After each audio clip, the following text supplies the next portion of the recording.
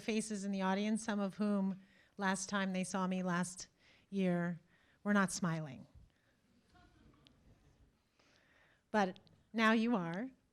And also good to see many of the professors in the room and many of the staff. We're very, very fortunate today to have a nationally recognized scholar, friend, colleague, and someone who many of us on this faculty are grateful for his work, and we cite his work frequently in our scholarship.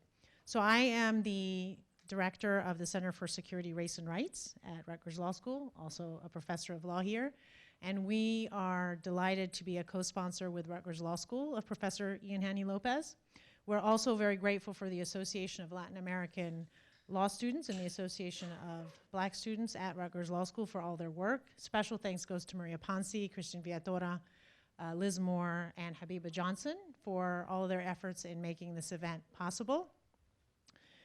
And I have the distinguished pleasure and honor of introducing our dean, David López, who, as many of you know as students, has come here and helped bring back the electricity into the People's Electric Law School. So we're very fortunate to have him. David López is the longest serving general counsel of the Equal Employment Opportunity Commission, having served for 16 years until December of 2016. As general counsel, Dean López led the litigation program for the nation's primary administrative agency charged with enforcing federal employment discrimination, anti-discrimination laws. This included leading high-impact litigation in federal courts nationwide, addressing LGBTQ coverage under the anti-discrimination law, vulnerable immigrant communities, disability rights, and religious freedom. He most recently worked, before joining us as our dean, as partner at Houghton & Golden in Washington, D.C., and is a nationally recognized expert in civil rights and employment law. He earned his undergraduate degree magna cum laude from Arizona State University and his JD from Harvard Law School, where he met our speaker for the evening, Professor Haney López. Prior to joining EOC, Dean López was a senior trial attorney with the Civil Rights Division Employment Litigation Section of the U.S. Department of Justice in Washington, D.C., an associate with Spiegel and McDiarmid LLP in Washington, D.C. And many of you know Dean López. He's very accessible. He's very committed to our school and our students and our success. And the fact that he is spending time in his evenings to be here to host this event and give a fireside chat is also a demonstration of his commitment to social justice. So without further ado, I will introduce you to Dean López.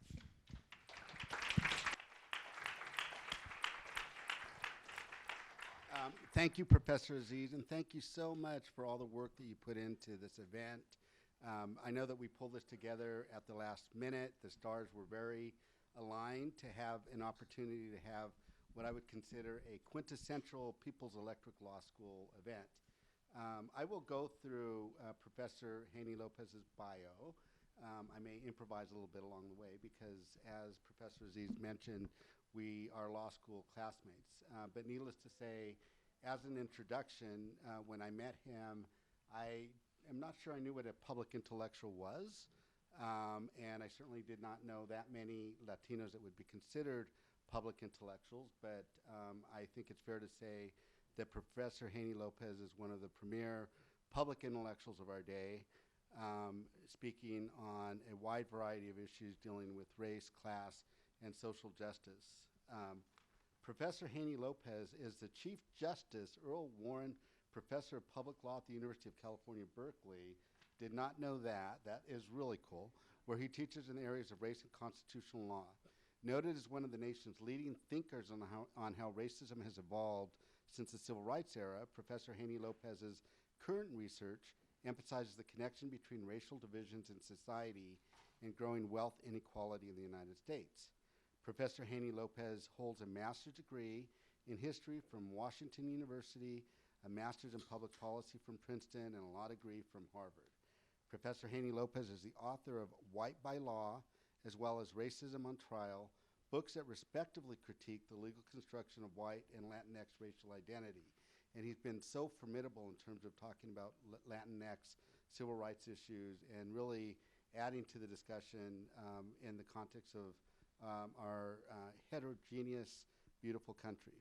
His most recent publication, Merged Left, Fusing Race and Class, Winning Elections, and Saving America, explains how the political manipulation of coded racism has evolved in the Trump era, while also offering an evidence-based approach to neutralizing political racism and building cross-racial solidarity.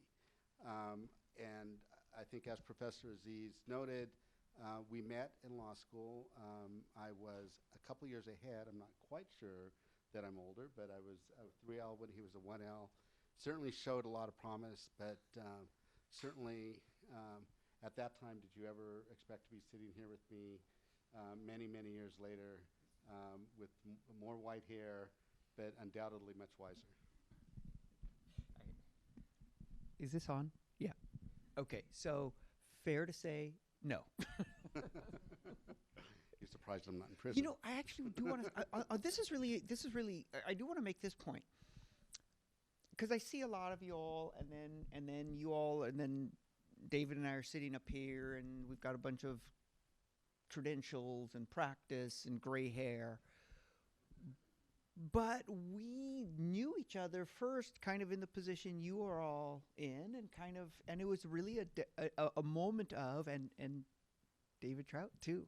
He and I were classmates as well, and we knew each other at a moment when we were all going through the socialization into becoming lawyers and critical legal thinkers and public speakers, and it was definitely a fake it till you make it kind of thing. And so I think from your perspective, you're like, they're so distant, but from our perspective, we're like, no, we're kind of these goofy people, and and all of this stuff's the facade.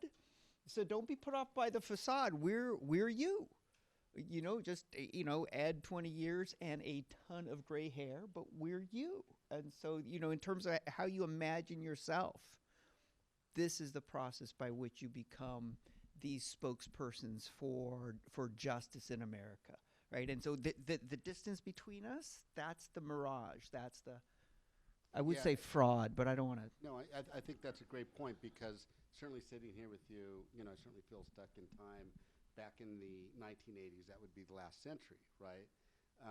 And so you kind of remain the same, I think, kind of goofy self. And I know that, many people in our circle know Professor Haney López, know Ian, are extremely, extremely proud of what he's accomplished. And when we see him on TV or we watch Scandal and they start talking about dog whistle politics and all of that stuff, everyone's just extremely proud of this kind of scrawny, goofy guy that kind of showed up out of nowhere. Is that me or you? Wait. Yeah, no. That's. I just want to be clear. Professor Trout was never goofy. No, he was. So goofy. Okay, I'll own that. But I just. Do you want to talk a little bit about your path to becoming a professor? I know that we've talked about it. I know I visited you in Berkeley a few years back, and you sort of told the story about how this was not necessarily the path that you had embarked upon. You want to just talk a little bit about your path? Sure. It was both a process of elimination and then a process of alienation. So I came to law school directly out of undergrad and then this other public policy program. I came to law school as kind of a middle-class kid, and my mother was a high school Spanish teacher from El Salvador. My dad was a community college professor. We knew exactly one lawyer, and being a lawyer seemed the epitome of what you aspired to when you had parents who valued education, but who themselves were the first in their families to ever go through higher education, which is all a way of saying I went to law school without a clue as to what being a lawyer meant. And as I experienced being a lawyer, it didn't, some human rights stuff and some ACLU and then a firm. None of it felt quite right. And part of the reason it didn't feel right was because I well and truly hated law school. The way it was taught, the way we were being asked to think about the organization of society and what constitutes justice and how power is arranged. And yet, that's what we were thinking about day in and day out, right? How does power express itself through law? How does power express itself in a courtroom? How is society organized? What is justice? That every day, that was not the conversation. We were asked to think about it. Those were the cases we were reading, but we were never allowed to talk about it. And so it was really that experience, that sort of, that sense that law school was simultaneously an unbelievable education into how power operates and expresses itself and organizes society. And from my point of view, really, I was thinking about power through a racial lens, combined with a conservative politics that made it very difficult to talk about those issues. And so it was that made me say, I want to teach law. I want to be a law professor because the standards are so low. I got to be better than this, right? So it seemed safe. It seemed like I could do this. I'm sure you remember back in the day where our classmates protested to have just one Latino professor at Harvard Law School, just one African American woman professor at Harvard Law School, and the faculty was very homogeneous, let's put it that way. And that's how come when you started to write and you started to really, I think, give sort of academic force to the experience of Latinos in the law and to the real construction of the identity of our community, I know that everybody was very proud of you because I think that's what we had been yearning for, is to have that voice. And I know that those were the first couple of books that you wrote. Do you want to talk about those pretty quickly? So there's a way that I come into scholarship by trying to understand the world around me and my place in it. So white father, Salvadoran mother, actually I should say grew up in Hawaii. So as a mixed race kid in Hawaii, tons of them. No, not a big deal. And though I was spending a couple of summers in El Salvador and spoke Spanish and felt more affinity for my mother's family in El Salvador than for my dad's in Eastern Washington, I would not describe myself as a Latino growing up because Latino didn't exist as an identity in Hawaii. There were a range of racial identities. Latinx wasn't one of them. When I came to school on the mainland, I did my undergrad. Basically, I was a scholarship kid, so I went wherever I had the best scholarship, and that was St. Louis, Missouri. St. Louis, in those years, I'm sure still today, indeed, Ferguson is like this adjoining suburb of St. Louis. It is a white-black world, and it is a white over black world.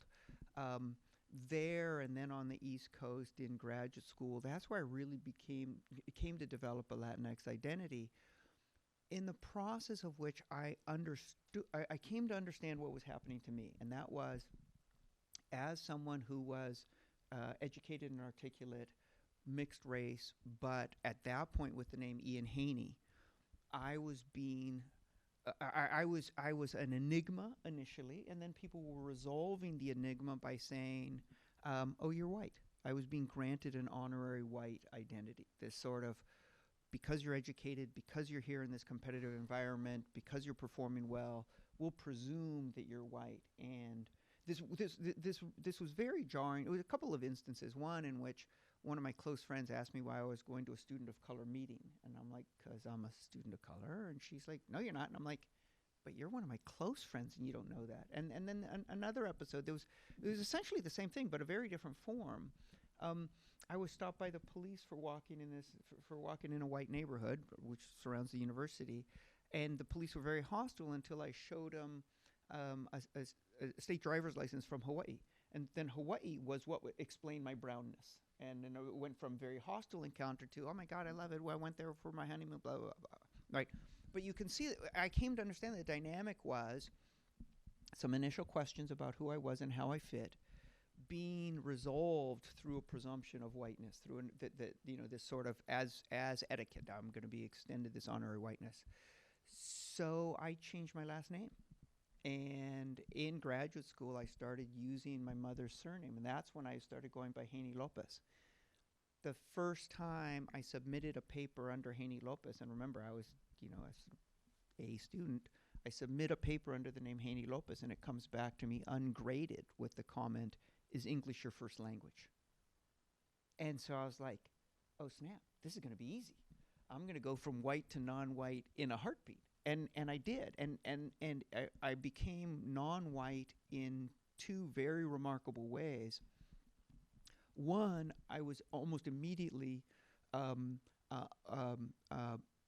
seen as unintelligible, like unintelligible and unintellectual, right? Like any presumption of intellectual competence was erased once I started using Lopez. And two, my reaction to social injustice was shifted from a considered critique of society, which is what whites are allowed to do, to unreasonable anger, which is how people of color are understood. When we say, hey, this structure of society, this is unfair, this is unjust, this dehumanizes people, this brutalizes people, I had more liberty to say that as Haney than I had to say that as Haney López, because once I started to say that as Haney López, I was understood as unintellectual, and therefore in my response to what I'm seeing around me, as angry. And so this then shapes how I begin to think about race and law and power. The first couple of books are about really engaging the way in which the Latinx community is constructed in relationship to the state through law and through legal violence, trying to, and it takes this historical moment when the Mexican-American community in LA fights for adequate education. And the fight for adequate education, and just to be clear, there could be nothing more assimilationist than asking for decent schools, right? There's nothing radical about decent schools. Decent schools is, we want to participate in your society. There's no better way to express the sentiment of we want to participate in this society than to say we want a decent education. To which the police responded by arresting the student leaders who organized these different strikes and demonstrations, charging them with disrupting the peace. That was easy. Charging them with felony conspiracy to disrupt the peace because they had conspired to organize this walkout. And the student organizers who were trying to get decent schools faced 44 years in jail.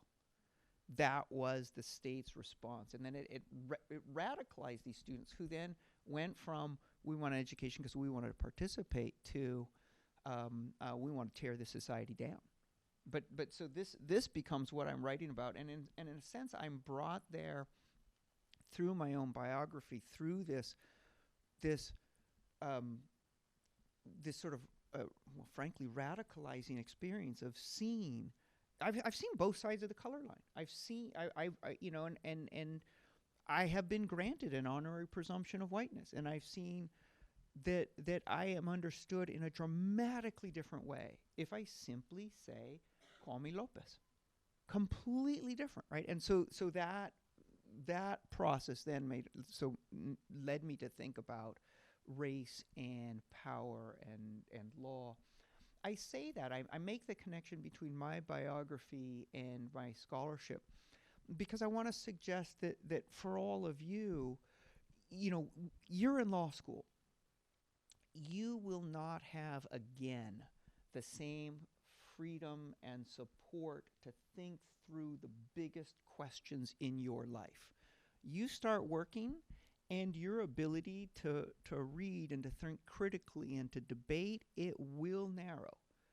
So don't divorce what you're learning at Rutgers from what you're wrestling with yourself at the deepest level, because you wrestling with the big questions that you have, that is a route forward for you to engage the larger social and political questions of our times. And it could be race, it could be gender, it could be class, it could be something that doesn't have anything to do with identity. You could be like, I just don't understand why we're doing what we're doing to the environment. I mean, I don't really care but what is it that you that disturbs you, that bothers you, that strikes you as singularly unfair, that you feel like this needs to change.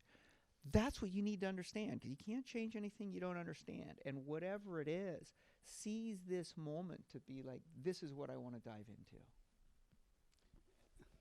Then came dog whistle politics, right? You became a phenom. Scandal, 3 episodes of Scandal devoted to the concept of dog whistle politics. It's part of our political vocabulary. I think one of the initial questions, I want you to talk about the whole concept of dog whistle politics and talk a little bit about the book. But did you coin the term, or did you pick up the term? I coined it. So dog whistle politics is this idea. It's a metaphor that says, look, political speech is operating at 2 levels. Like, so there's a literal dog whistle. There's a dog whistle out there.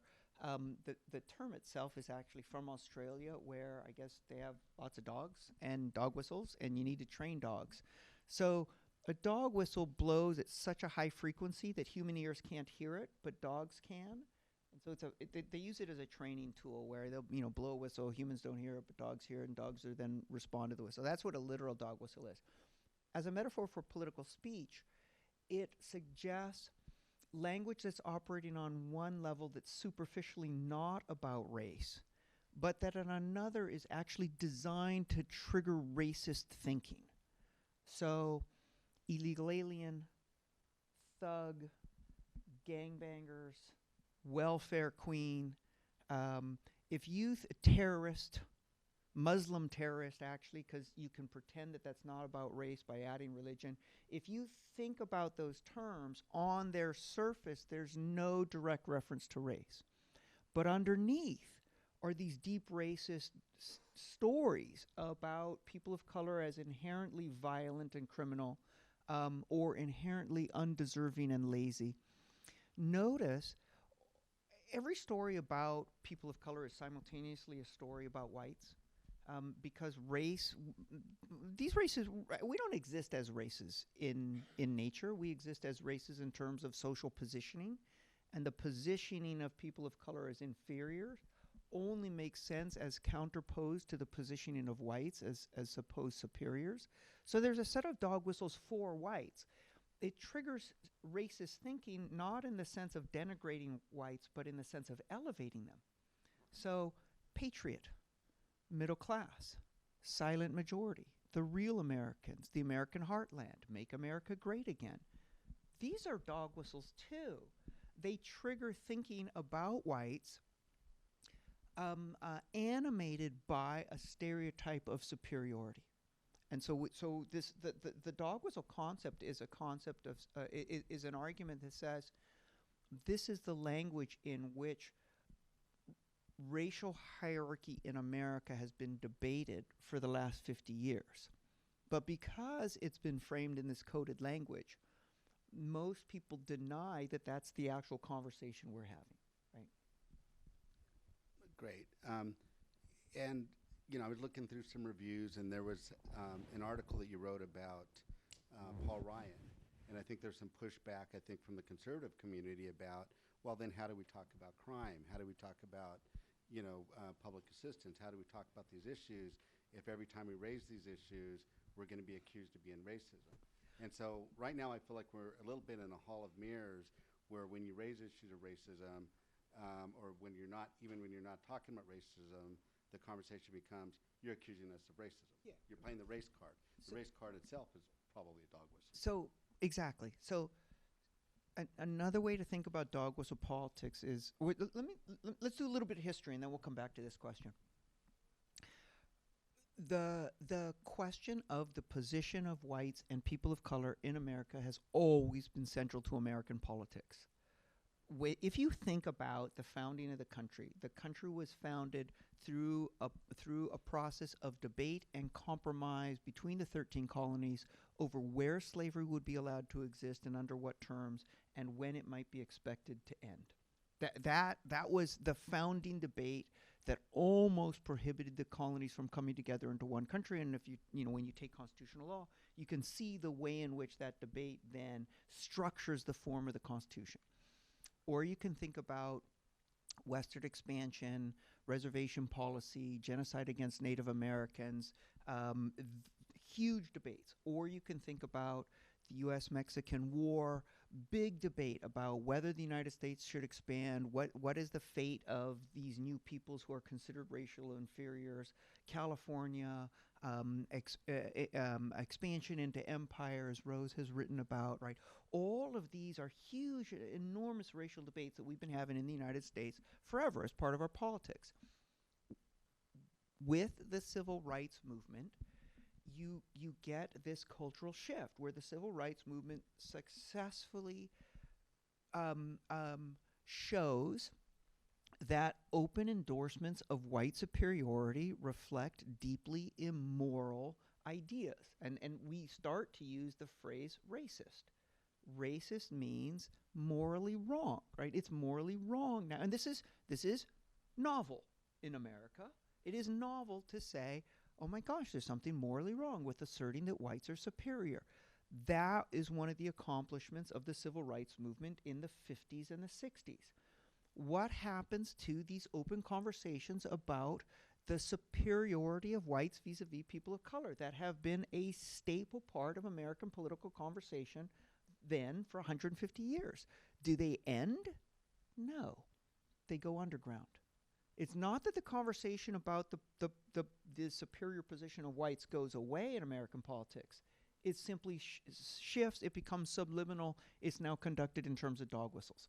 So if you think about Make America Great Again, Make America Great Again is a conversation that we've been having in the United States about whether this country is for whites or people of color. We've been having this debate for 200 years. It's just that now we have it in code, right? And so that is the shift. Okay. In that context, the move to code is a giant charade. It's a giant con. It's 50 years of gaslighting, right? Because for 50 years, the Republican Party has been saying, this is a white man's country. In fact, there's a great quote. In 1963, Republican National Convention in Denver, there was a conservative reporter. He goes to their convention. That's when they decide that they're going to start talking about race in code, states' rights, forced busing, all of that. They're going to start using those codes as a way to win white votes.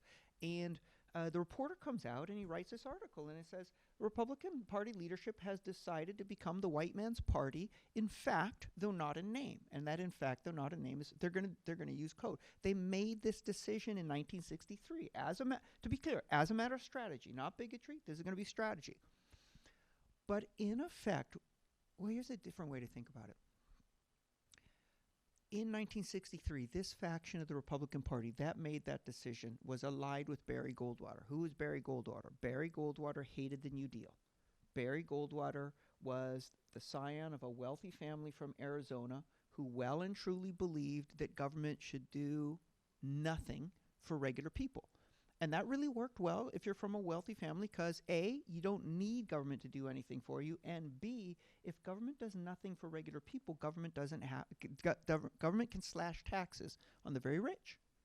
So Barry Goldwater has this vision in which he says, hey, we're going to end the New Deal. We're going to end the Great Society. We're going to make sure government does nothing for working people, but instead protects the interests of the rich.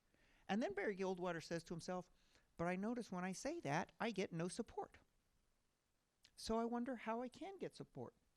What if I say to people not, I plan to run government on behalf of the rich, but I plan to run government on behalf of whites? But it's 1963. I can't say that outright. What if I say instead, I plan to run government on behalf of states' rights? And states' rights, that's an abstraction. Right? If you take in con law, you know that it's very hard to get super interested in state-federal relations. But you can run a campaign on it if people understand states' rights as the rights of southern states to continue to oppress and humiliate African Americans and to elevate whites. And that's what he did. So if it starts there, it starts as a massive lie. And what is the lie? The lie is that our political parties are primarily interested in defending a racial group, whites. What is the reality? They're primarily interested in defending rule by the rich. part of the lie then is to consistently deny that you're lying. That's why this is gaslighting, right? This is the no, I'm not cheating. I can't believe you would accuse me of that. How dare you say I'm lying? I'm not lying. That's gaslighting. This is gaslighting. It's a consistent effort to win votes through racial appeals that depends on denying that that's what you're doing. So Trump, AOC, Ilhan Omar, they should go back where they came from. That's racist. I don't have a racist bone in my body. That's outrageous you said that, racist. I'm just about being patriotic and they hate America. They should go back where they came from. Shithole countries. I'm not racist. How dare you accuse me of being racist? It's a theater, right? And the theater is, we're going to promote racist thinking in society through the use of these evocative images of gangbangers and illegals and terrorists and welfare queens, and then we're going to deny that that's what we're doing, and then we're going to turn around and say, but see, they're the real racists, those people of color, and they're those politically correct liberals who support them. See, we are racially divided, right? It's all part of the same theater. But I think, as you point out in the book, this is not limited to the Republican Party. This has been part of the American political landscape for the last 50 years. Do you want to talk a little bit about the Clintons? Because I think, I certainly remember, well, not a pile on. We're going to move. We need to move on to your book. And I will say, I certainly remember the exhilaration of when Bill Clinton was elected, because I think there was certainly a sense that this was somebody who found the key to bring together an electoral majority in the United States. Right now, I think there's been a lot of reassessment of the Clintons in terms of their contribution, particularly Bill Clinton, with respect to their contribution to the discussion about race in our society. Do you want to talk about that? Yeah, so let me set it up this way. This has been going on for 50 years.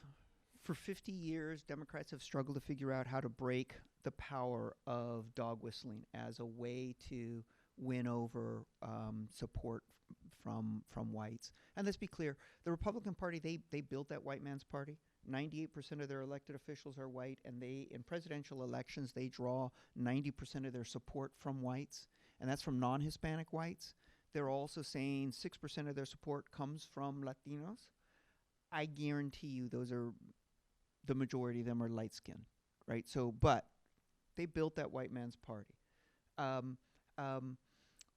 Is there a solution? Merge left.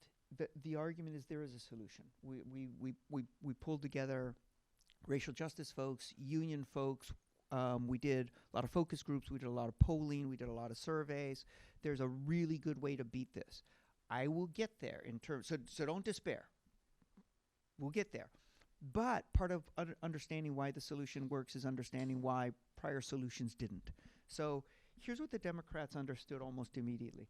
In fact, let me say it. So in 1970, Democrats by then, so Richard Nixon is dog whistling all the time now, silent majority, law and order, crime in the streets, forced busing, right? Richard Nixon going crazy with dog whistles. Democrats immediately understand what's happening. Race is being weaponized. Racist thinking is being weaponized against them. And they also understand this whole racist theater, that if they accuse Nixon of racism, that people will respond by saying, I don't hear it. He just said silent majority, law and order, crime in the streets. I want to be safe. And then they would next say, but if you're accusing Nixon of being racist when he says that, you must be accusing me of being a racist when I want to be safe from crime.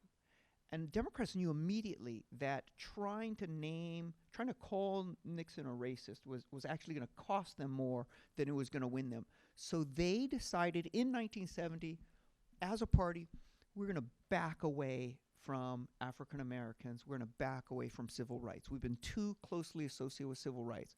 We're going to lose the white working class if we're seen as connected with African Americans. We're going to back away. As soon as they back away from African Americans and civil rights, they inevitably back away from labor. Because labor, these are separate issues, but they're closely related. Right, the labor movement was connected with civil rights. Many of the most active members of labor are coming from communities of color. They back away from civil rights. They back away from labor. So now you enter this period from 70. There's a little blip when Carter is elected, but through the 1980s, when the Democrats are staying silent about dog whistling. This is the strategy that Michael Dukakis pursues when he's running against Ronald Reagan's vice president, George Bush. And George Bush is initially down in the polls. Dukakis is doing fine because they're having a debate about who's going to run the economy. Reagan has enacted a series of tax cuts that have rewarded the rich, huge tax cuts for the billionaires. Middle class is suffering. There's been fraud in the financial market, this time in terms of savings and loan. The savings and loan market has collapsed. So you've got money going to the rich in terms of tax cuts. You've got financial fraud. You've got an economic crisis. Could be 2007, but it's actually no. This was back in the 80s. Dukakis is ahead, and then all of a sudden George Bush starts running an ad. The infamous Willie Horton ad. And the ad shows a black man, and the narrator says, Willie Horton, released on furlough, kidnaps a white couple, rapes the woman.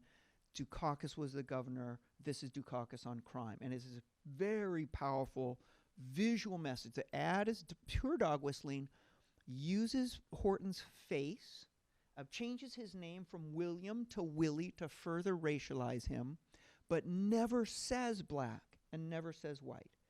Dukakis is in this Democratic tradition of, hey, I just got to ignore this. I can't call this out.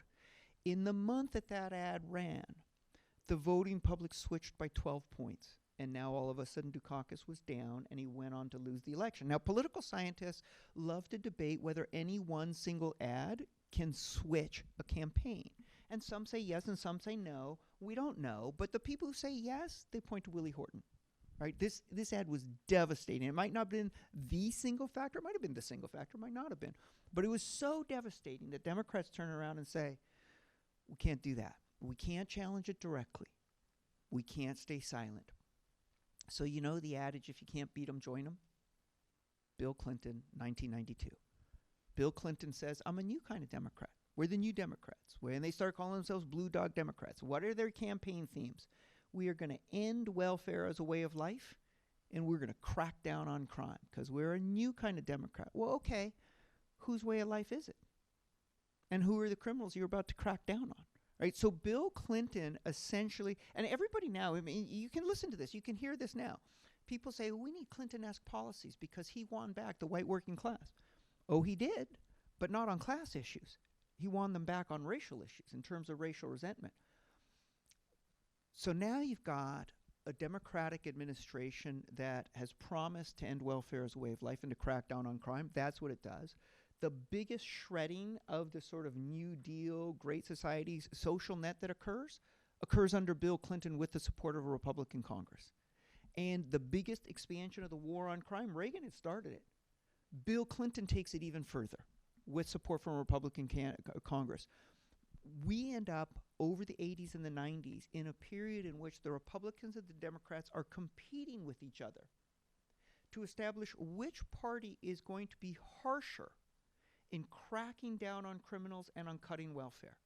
Or, translated out of dog whistle terms, which party will be more violent, will inflict more state violence against communities of color. If you want to understand how we got to mass incarceration, we got to mass incarceration starting in 1970, running up through the Clinton administration and all of those years. We got there because Republicans and Democrats competed with each other to show who could inflict more violence on black and brown communities. That's how we got there. Do you want to briefly talk about the Sister Souljah exchange? Sometimes I forget how young many of our students are, and they may not know this historically, but I think that was a pivotal part of the election. So Bill Clinton was, Sister Souljah was one episode among many. Bill Clinton wanted to demonstrate, Bill Clinton wanted to slap down the African American community in a public way in order to communicate to whites that he was not a Democrat that was sympathetic to the concerns of the African American community. One way to do that was to criticize the young rapper Sister Souljah. Another way to do that, there was a mentally incapacitated man who'd been convicted of murder, and he was scheduled for execution in Arkansas where Clinton was governor, he so little understood. I think Rector was his name. He so little understood what was happening to him that when they asked him what he wanted, for whether he wanted dessert with his last meal, he said he wanted to save it for the next day. He had no conception of what he'd done and what he was being executed for. And Clinton made a point of traveling across country to be in Arkansas, to be present when he was executed. That is, Clinton was willing to countenance the execution of a human life to demonstrate he was a new sort of Democrat. Right? And now, to be clear, Clinton was also beloved by the black community. So Clinton waged this kind of dual strategy where, on the one hand, he was busy communicating to whites, I'm keeping my distance. On the other hand, through a few strategic cultural performances, for example, he went on a black show, the Arsenio Hall show, and played a saxophone, right? He's like, right, so, and the African American community is coming off of the Reagan years, the George W. Bush, Willie Horton years, and so this is one of these, like, you know,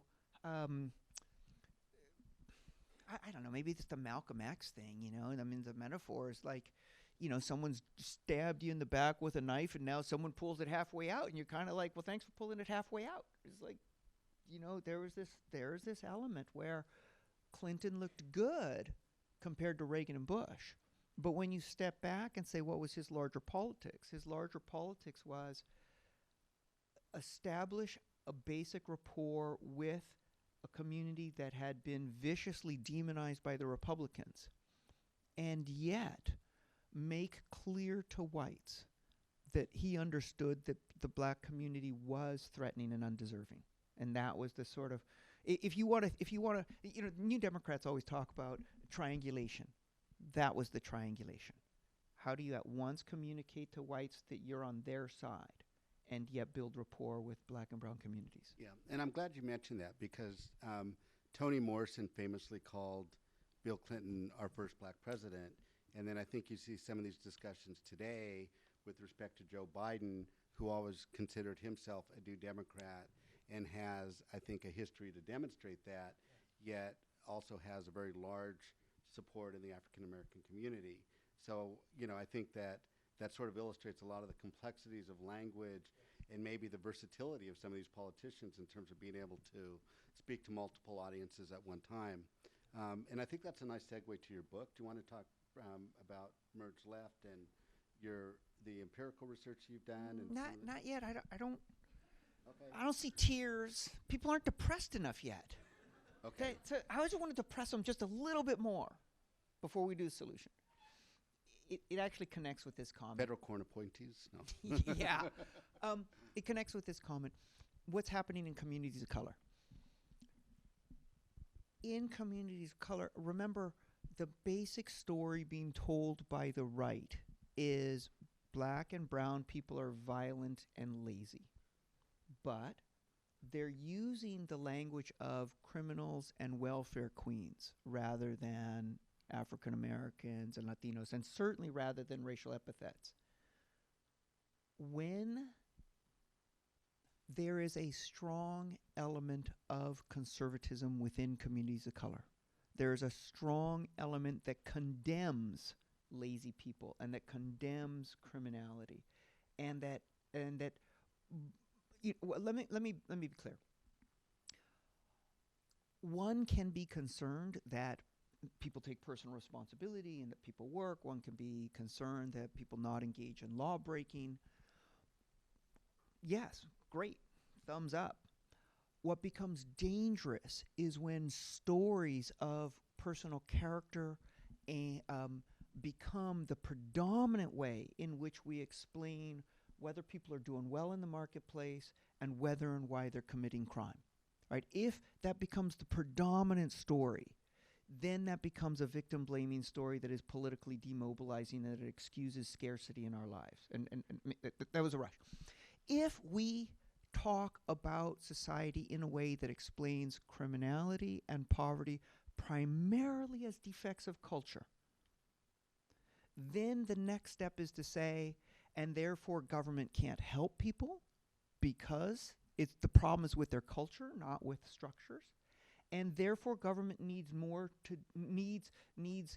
therefore government cannot rehabilitate people through incarceration, but instead must simply remove them. And we should expect there to be poverty and crime. These are traits of character. Therefore, we should expect scarcity. We should expect homelessness. We should expect that people will not have access to health care. We can't give them those things. Those are their fault, right? A story that reframes the way in which oppression and marginalization and lack of resources are experienced as instead the fault of the individuals experiencing it, that's an incredibly destructive story. That story is common in communities of color. The story that blames people's faults for things like criminality or poverty is common in communities of color. So, part of the reason it's common, frankly, is it's being pushed consistently by the right. But part of the reason it's common is because many black and brown politicians themselves push this story, and so do many black and brown churches. This is a very powerful, very destructive message. So how do we know that this message is resonating? One of the things that we wanted to know when we set out to figure out how to beat dog whistling is just how powerful dog whistle messages are and for whom do they resonate. So we did a national poll. One of the things we tested was whether people were convinced by a message that said, and actually let me read you the message and see what you think.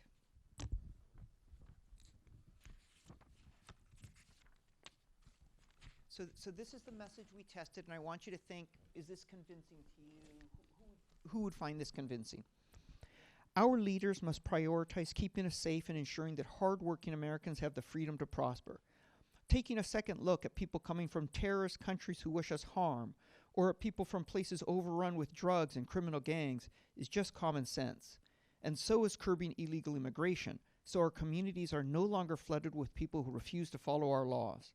We need to make sure we take care of our own people first, especially the people who politicians have cast aside for too long to cater to whatever special interest groups line their pockets, yell the loudest, or riot in the street. Now, I don't know, most of the people I deal with on a daily basis call bullshit on that kind of messaging. In fact, they say, that's racist. You're talking about people from terrorist countries who wish us harm? What do you mean Muslim countries? You mean majority Muslim countries? And actually, you mean Middle Eastern Muslim, right? And it's just, and what do you mean people who cross our borders are somehow criminal, right? Okay. Convincing to a majority of Republicans, no shock. Democrats? Yep, convincing to a majority of Democrats. So we segmented the American voting population because Democrat and Republican are actually very big categories, a lot of range, a lot of noise within them. We segmented the American population into a progressive base, a persuadable group, and a conservative base. About 1/5 are in the progressive base. About 1/5 are in the conservative base.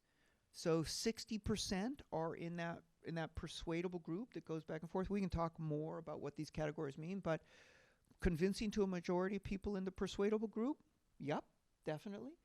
But not the base, right? That 20% who are truly progressive, they get it? Nope.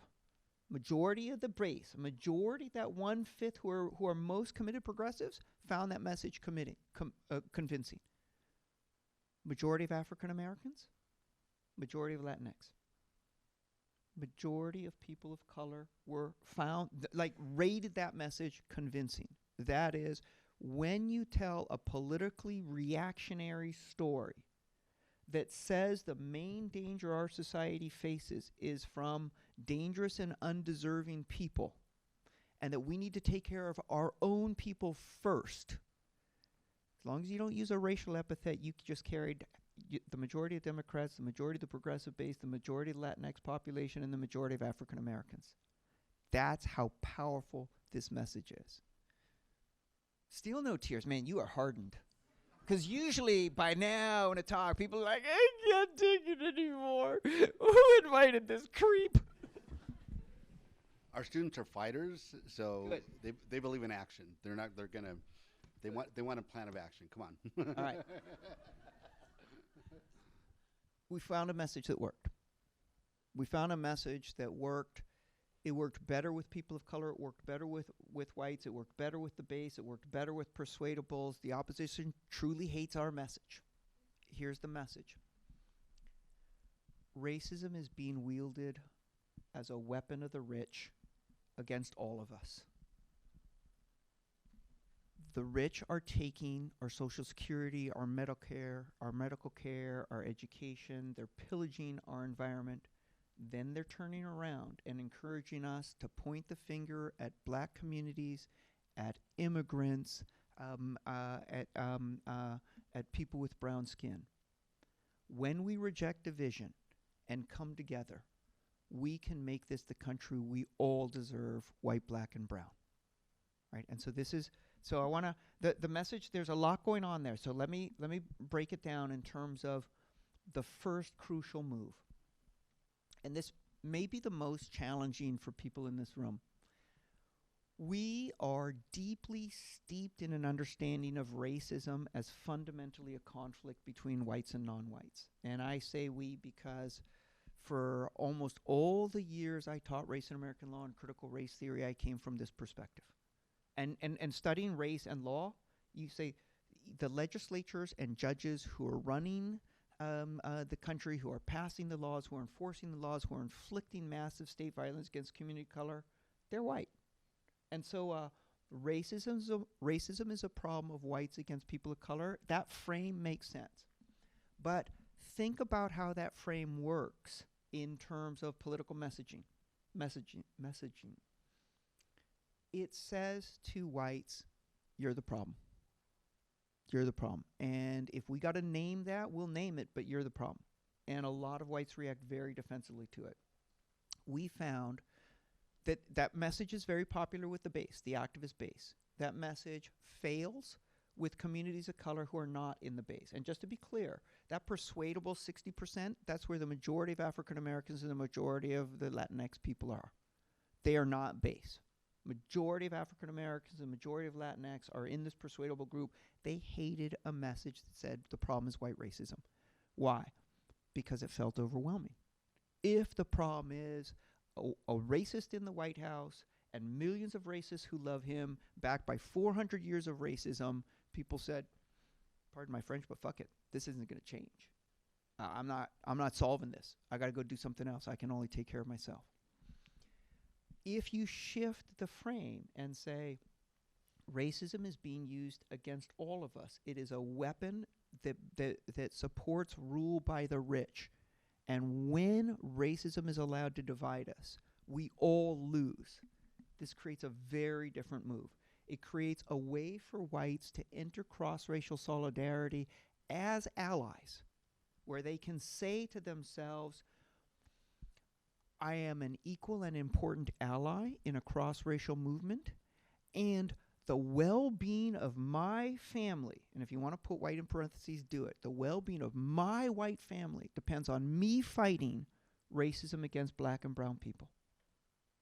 That is how you can bring whites into a cross-racial movement. And it turns out that when we said to black and brown communities cross-racial solidarity, well, actually, so when we said the communities of color coming together is the route forward, they said, yeah, everybody says that, but nobody believes it because nobody's going to do it, because why would they? Whereas when we said racism is a weapon against all of us, and whites understand that in order to get government back on the sides of their families, they're going to have to do so in common cause with people of color. So let's make sure this multiracial movement fights for all of our families. That's when we had a lot of agreement from black and brown communities where people were like, yeah, we are not going to solve this on our own. Again, this is not the activists. The activists are like so angry and so frustrated, so cynical that the activists are like, we have no confidence in whites joining us. We will do this on our own or it won't get done. But either way, we're on our own. But for this broader black and brown community, when we said we can actually form cross-racial alliances in which whites have their own independent self-interest in participating, that's when we had people of color believing in the possibility of cross-racial alliance and actually thinking that might make a difference. Can we play it out with a specific example? One of the things that our students are very focused on is the issue of mass incarceration and criminal justice reform. I think it's one of the big issues of the zeitgeist, and it's a really urgent public issue. But I think the basic critique is that a disproportionate number of African American and Latino men are incarcerated, and it becomes like a throwaway society. Absolutely. So using your framework, your new model, how do you talk about those types of issues in a way that will build cross-racial coalitions? Awesome. I love it. Okay, so think about the way in which we talk about mass incarceration now. Almost overwhelmingly, we present mass incarceration as an expression of white racism. And it can be white racism on the part of the police or upon the judges, or a sort of a latent white racism, a cultural white racism that suffuses society, or maybe as a vestige of Jim Crow. But it's a narrative that says mass incarceration is symptomatic of pervasive, entrenched, widespread racism. And, maybe we don't say white racism, but when we say symptomatic of racism, there it is. The new Jim Crow. The new Jim Crow, right, is exactly this framing. How do whites respond? A wonderful, to be celebrated, narrow minority of whites say, yeah, this is horrible, we got to do something, this is wrong. The vast majority of whites say, I don't believe it. And in fact, it's even worse than I don't believe it. So I don't believe it would just be indifferent. There's good social psychological evidence that when you say to whites mass incarceration reflects racism, they so deeply reject that idea that they actually double down in their support for mass incarceration and disproportionate sentencing, because they're so sure that this reflects basic facts of black and brown criminality. Right? This is a message that backfires. Right? And I want to be very clear. If you think there's no other way, then hell yes, condemn white racism. Hell yes, that's where I was. I did that for years. If you think there's no other way to end mass incarceration, and you just got to fight the power, and you're not going to win, but at least you can speak truth to power, then do it, right? So that's where I was. So that's one option. Here's another option. A lot of people respond to this conversation about mass incarceration and say, we lose when we talk about race. We lose. So why don't we do a race-silent critique of mass incarceration? We'll talk about how expensive it is. We'll talk about how it's a liberty interest. And you can actually see this move. And this is sad to me. This move to talk about mass incarceration as expensive, or in race-neutral liberty terms, actually has more traction than the anti-racist critique. But this is where you're actually getting this. Oh my God, there's the Trump administration, right? You're getting cooperation with conservatives who are like, yeah, jailing people for life is expensive. I wonder if there's some other way we can incapacitate them forever that costs less, right? Or right. So, but that's the move. So you've got these two basic choices. You can call it the racist call-out strategy or the colorblind strategy. Now imagine a conversation that looks slightly different. Imagine a conversation that says, we all want the same thing. We're all in this together. But the rich are busy ripping off our system. And in order to get away with it, they tell us that many members of our society are inherently dangerous and criminal. And then to prove that lie, they destroy millions of lives. And we all lose because the rich hijack our country. All that business about security and crime, that's all the con. The real threat we face comes from the very rich who seek to divide us through racial fear. When we reject division and come together, and when we repair the harm that we've done, then and only then will we have the power to take our country back from the new oligarchy. Then and only then can we make this a country that takes care of all of our families, white, black, and brown. Right? And notice the move. it completely rejects the idea that there is a genuine security threat coming from communities of color. It calls that a fundamental lie. That is the con. We are not a security threat. And it's so important to say, because a lot of what Democrats do around messaging, around mass incarceration, and around immigration is, we'll keep you safe too, we just won't be as harsh. Listen, if you accept that there's a security threat problem from people of color narrative, you've already lost. Because then you're debating who's going to keep you safer or not. You need to call out the whole thing, that people of color are inherently violent and criminal and that we're a danger. We can't debate how dangerous we are. We can't debate whether there's some good ones. We can't debate whether once we've paid our price we should be admitted. We can't debate any of that stuff, which is the way Democrats are going about this. We need to say all of that's the lie. And it's a motivated lie, because when they can get you to believe that lie, you won't notice that there is a real threat, and it comes from rule by the rich. When we reject the lie, when we build social solidarity across every line they seek to divide us on, then and only then can we take our country back from the rich and make sure that we actually take care of all of our families. Notice this phrase, white, black, and brown.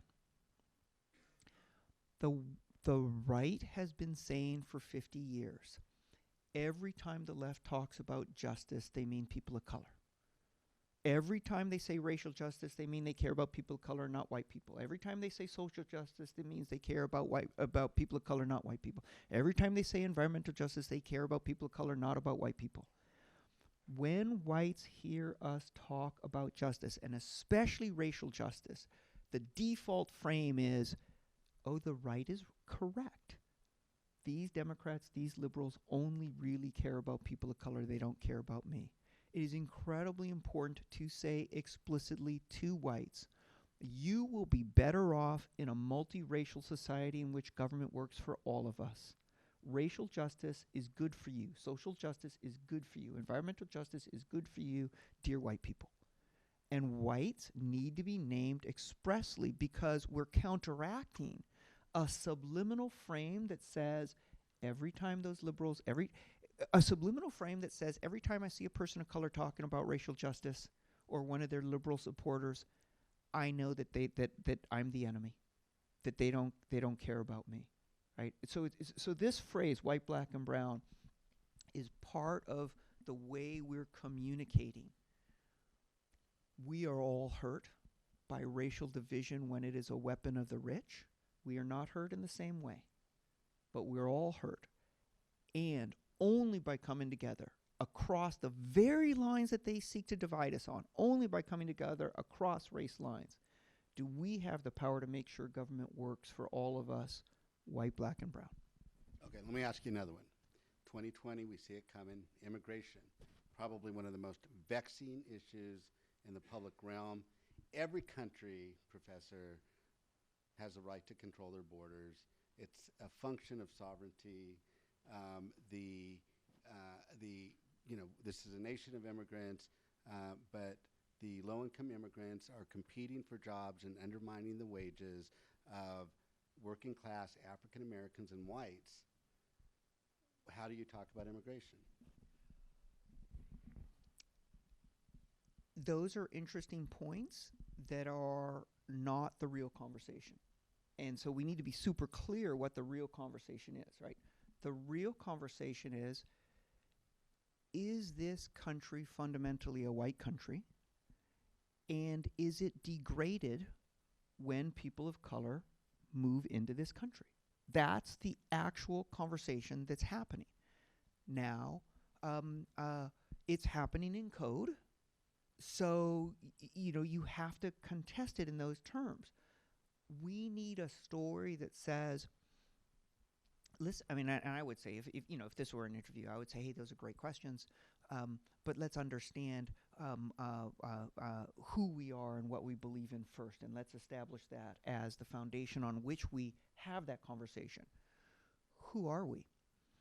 We are a people who believe in the equality of everybody. We are a people who see ourselves in the faces and the smiles of people with different skin colors or unfamiliar surnames, and yet we are being taught to fear each other. And when we fear each other, we turn against each other but don't notice the way in which the kleptocrats, the corrupt billionaires, run the system and rig the rules to help them. So first and foremost, we have to be clear, the real problem we face are all the people, all the millionaires and billionaires urging us to worry about refugees from Central America or people from Muslim-dominant countries.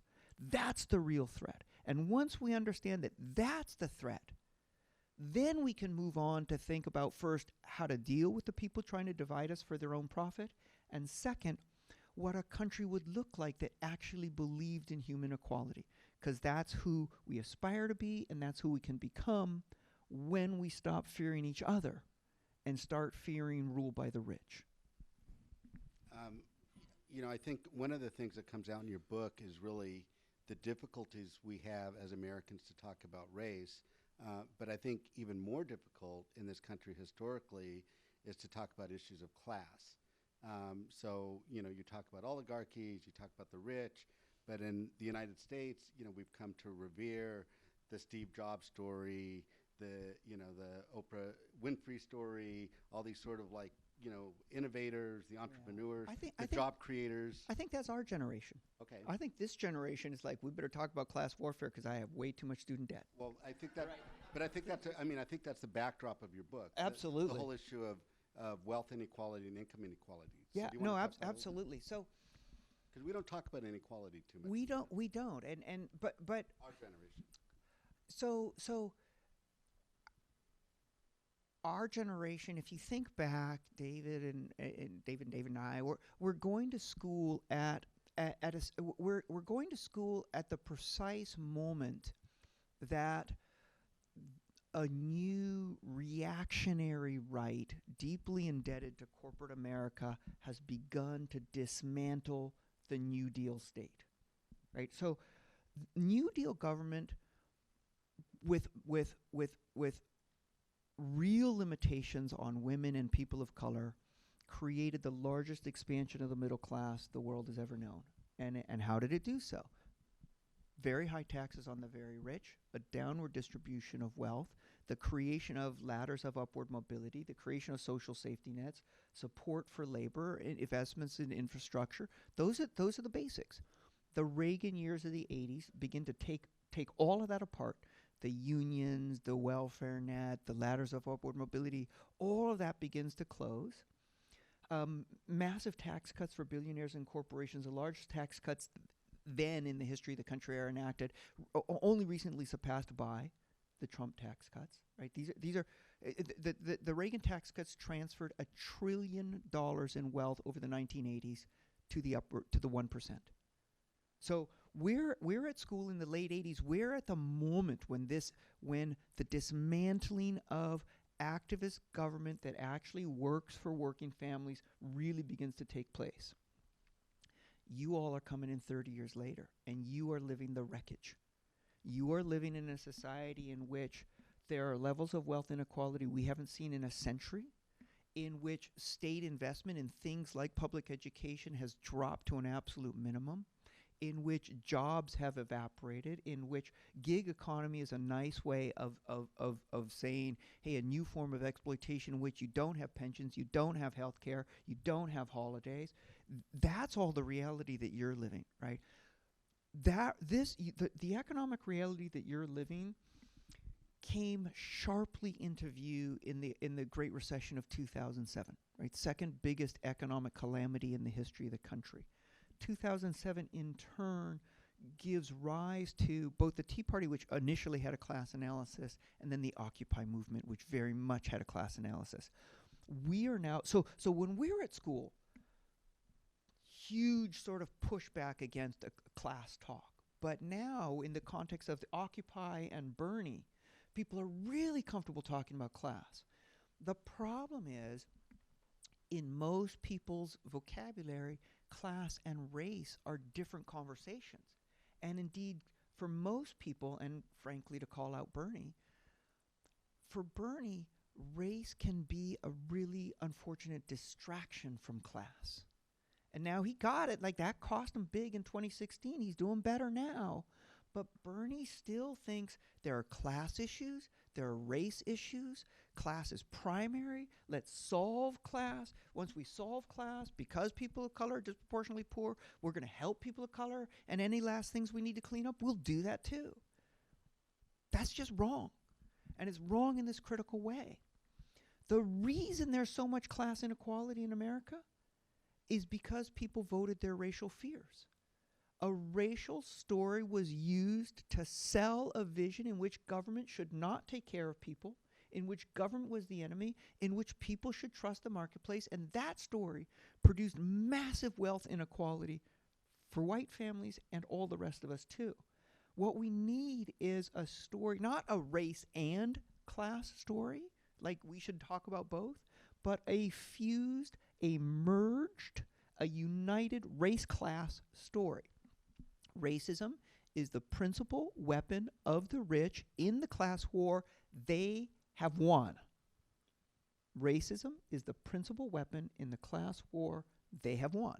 Now, if we want to get back into this fight, then we fight against the very rich by fighting racism against people of color. Right, so when I fuse them, I don't mean, and this is a lot of Marxists, and frankly, a lot of the labor movement do this.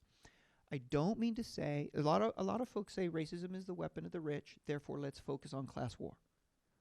And they go colorblind.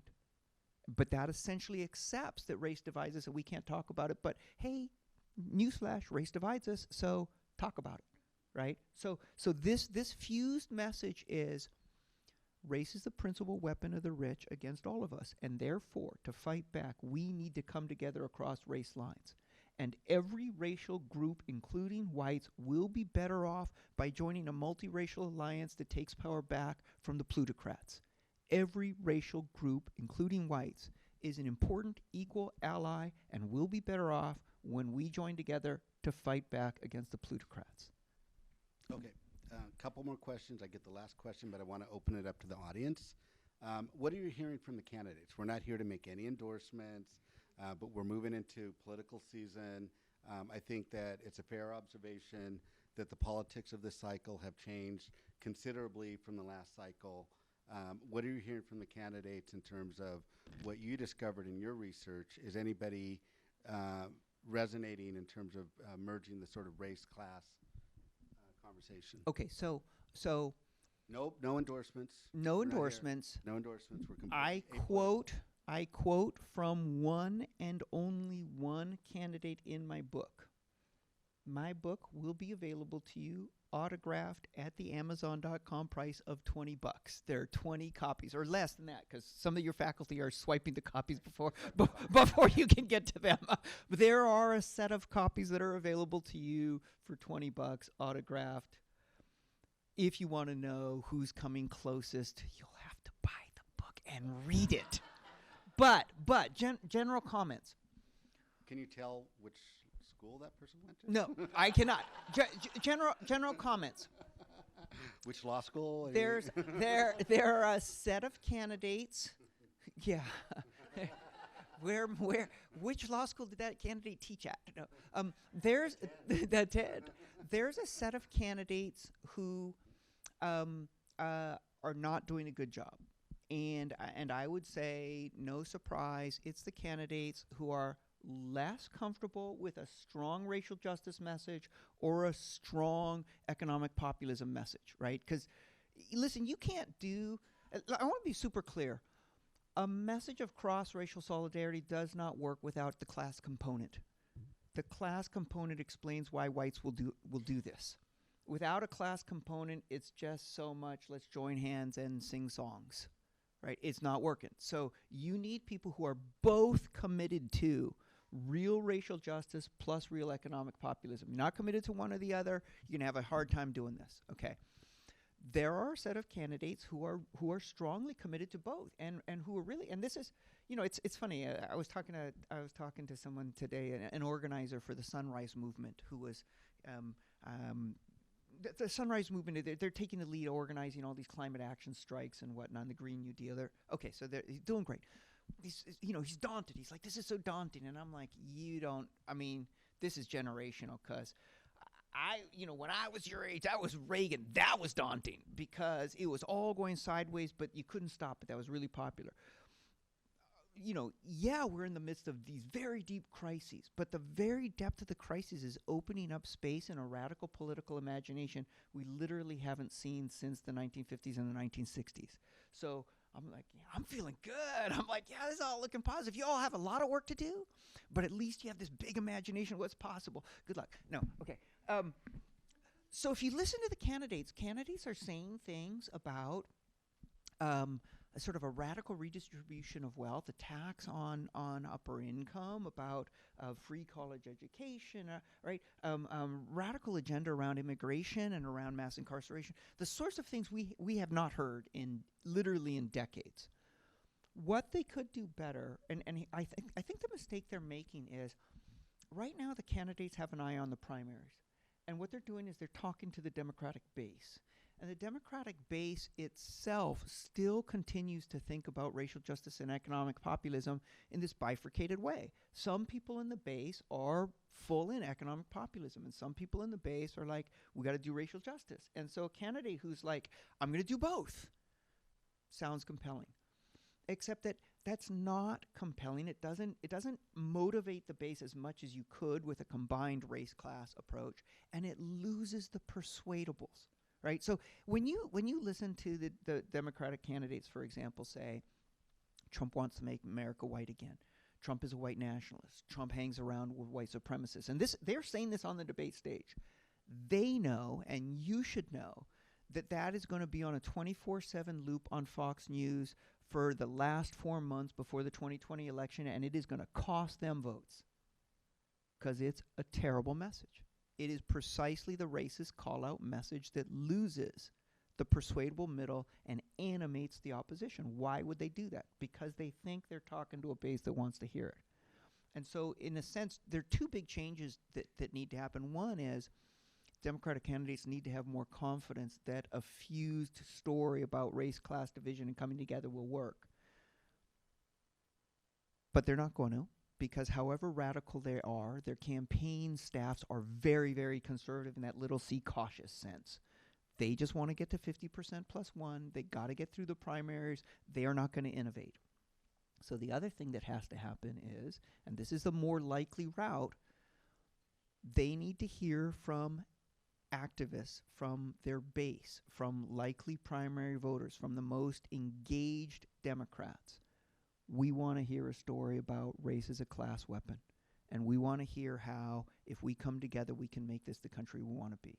That is, and this is just true of politics in general. The politicians will not lead. They will follow. But and what are they going to follow? The most energized social movements on the street, right? And so if you all are thinking, how do I participate in 2020? One way to do it is in the campaigns. But I would say, hey, another way, and it might be a more forceful and effective way, is participate in the grassroots activism that's really driving the conversation. It might be Sunrise. It might be Black Lives Matter. Whatever the groups are, Mi Gente, whatever these groups are, Dream Defenders, these groups that are activists, that are changing the political conversation, that are disrupting, that are creating space for more radical imagination, they're the ones who are creating space for and pulling the Democrats to positions that will actually make a difference in your lives.